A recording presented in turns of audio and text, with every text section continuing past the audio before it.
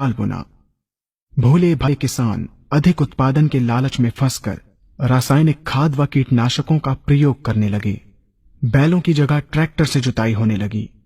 शुरुआत में कम रासायनिक खादों के प्रयोग से अधिक उत्पादन हुआ। धीरे धीरे रासायनिक खादों के प्रयोग के कारण भूमि की उर्वरा शक्ति क्षीण होने लगी, जिसकी वजह से उत्पादन घटने लगा तथा फसलें कमजोर होने लगी। फसलों के कमजोर होने के कारण उनमें रोग व कीट लगने लगे। रोग व कीटों से फसल की सुरक्षा के लिए और अधिक कीटनाशकों का प्रयोग होने लगा।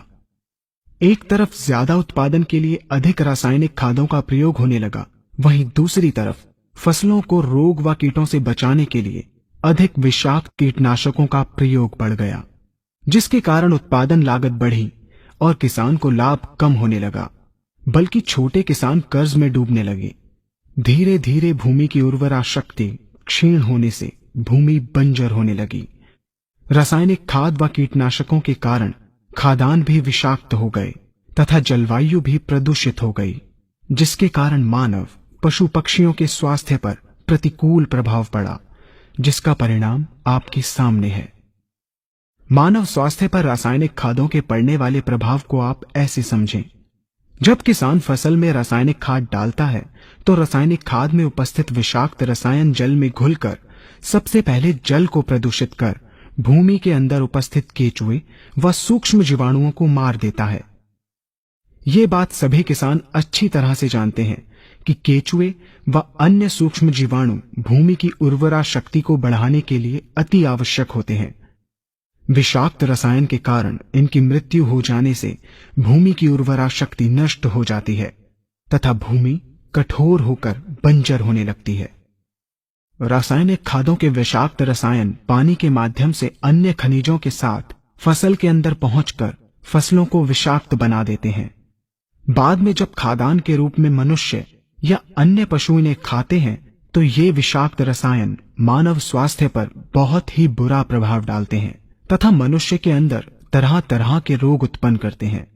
जब हम जैविक खाद का प्रयोग भूमि पर करते हैं तो जैविक खाद पानी में मिलकर पानी को प्रदूषित नहीं करती।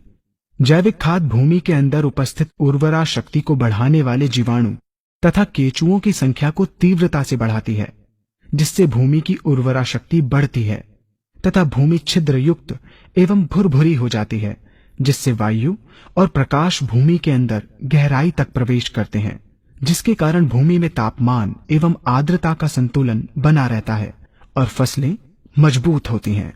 जैविक खाद में विद्यमान तत्व खाद्यान्न के माध्यम से मानव व पशु पक्षियों के शरीर में पहुंचकर स्वास्थ्य लाभ पहुंचाते हैं। जैविक खादों के प्रयोग से फसलें अच्छी और मजबूत होती हैं, जिसके कारण उन पर रोगों एवं कीटों का ज्यादा प्रभाव नहीं पड़ता। यदि किसी प्राकृतिक कारणवश कीटों व रोगों का प्रभाव अगर पड़ता भी है तो गौमूत्र एवं औषधीय वनस्पतियों के घोल के छिड़काव करने से फसलों को रोग एवं कीटों से बचाया जा सकता है। गौमूत्र एवं अन्य प्राकृतिक औषधियों के मिश्रण के छिड़काव से फसलों का कम लागत में बचाव हो जाता है तथा वातावरण पर भी कोई दुष्प्रभाव नहीं पड़ता। यहाँ हम आपको तालिकाबद्ध तरीके से दोनों